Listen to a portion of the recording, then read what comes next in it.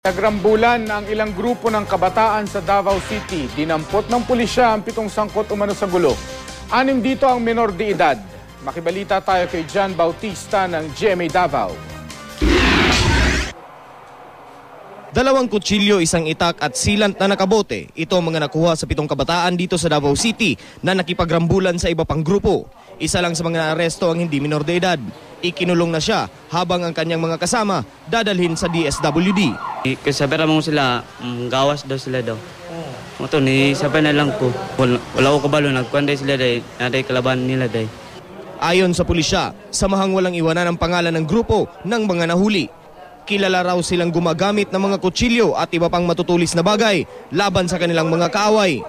Wala pa rin itong malakpan kaya makikita na ito sa ilang idalang mga bladed weapon. Di na basta-basta ni, ang mga haid kayo. Sila ang pangidaro nga ingon ana, nakadala na sila ingon ini nga mga hinigiban. So, muragad butang na sila nga mga dangerous na yun. Pumunta naman sa istasyon ng pulisya ang mga magulang ng mga menor de edad. Pero hindi pa pwedeng pauwiin ng mga menor de edad dahil kailangan muna nilang sumailalim sa counseling.